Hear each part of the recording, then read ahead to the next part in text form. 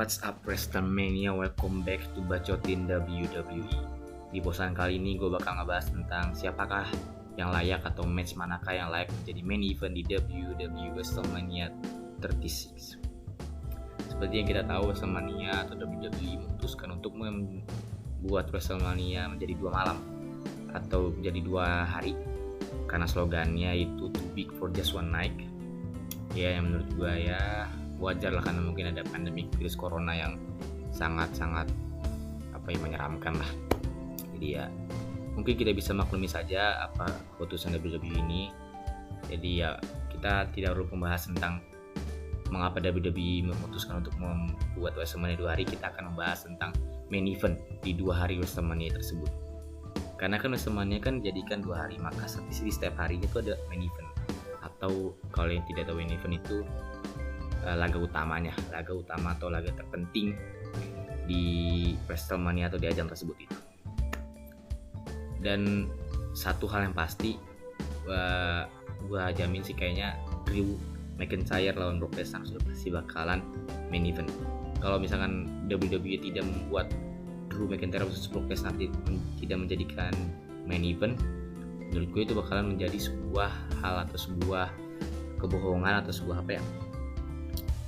hal yang akan membuat seorang pemain kecewa gitu. Karena kan si pemenang atau salah satu seorang pemenang yang memenangkan sebuah ajang Royal Rumble, maka 100% dia akan menjamin menjadi main event di sebuah WrestleMania.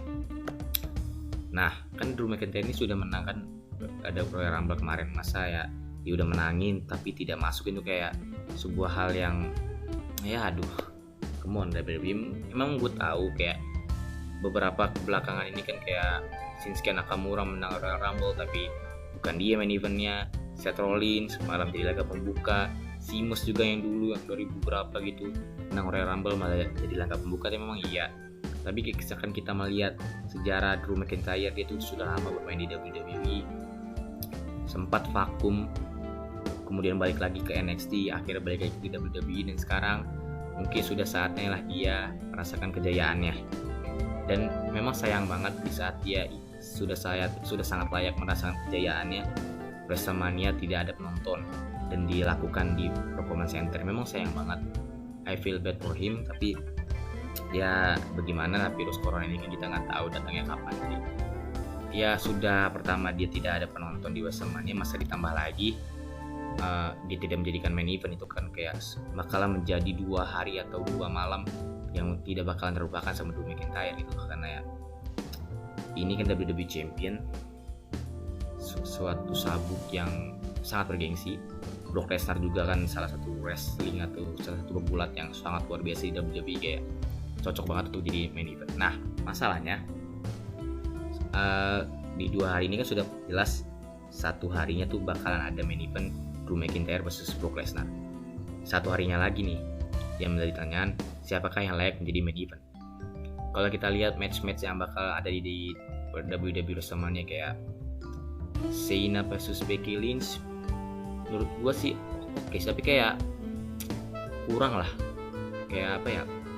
Mungkin kalau misalkan kemarin tuh WrestleMania kemarin kan kayak WWE WrestleMania kan main eventnya cewek triple threat, tapi itu kayak masih bisa dimengerti lah mengapa dia menjadi main event, karena 2 sabuk diperebutkan, SmackDown Tag Team Champion sama Raw Tag Team kan, SmackDown Women Champion sama Raw Women Championship.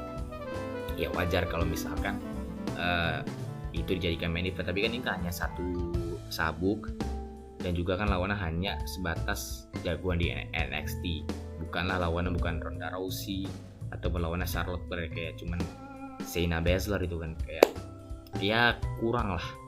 Terus kalau John Cena Finn itu ya hanya sebuah storyline yang dipaksakan supaya John Cena main di WrestleMania.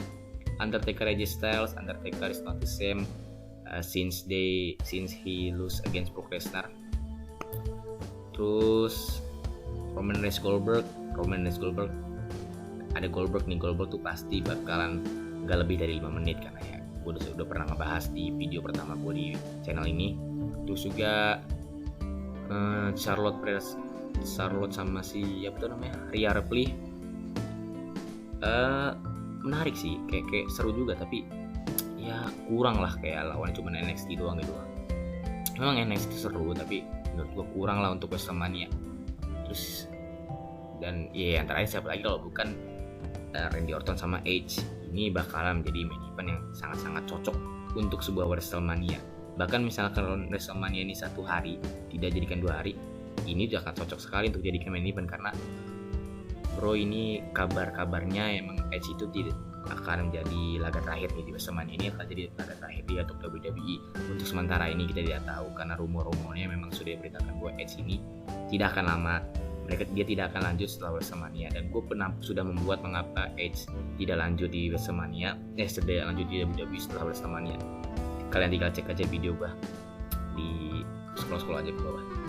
Nah ini secara apa ya, secara karismatik atau sebuah gengsi laganya tuh udah apa ya, udah terkemas atau tersaji oleh WWE itu secara rapih. Sudah WWE sudah membuat match ini tuh build up-nya tuh sangat-sangatlah tepat lah, dan kayak apa ya, secara storyline bagus, kan kayak rapih banget, sampai dia mengundang Matt Hardy, istrinya Edge, Beth Phoenix, terus juga Kevin Owens, bahkan sampai itu sempat menyerang Randy Orton juga. Kayak ini sangat-sangatlah suatu storyline yang menarik gitu. Selain Drew versus Brock Lesnar, Randy Orton dan juga Edge ini adalah suatu storyline yang sudah dibuat sejak lama. Sejak habis Royal Rumble itu ada 2 storyline yang sudah dibuat sejak lama, Drew sama Randy Orton itu. Nah ini bakalan apa ya, bakalan epic banget, bakalan epic main event kalau misalkan Edge menang.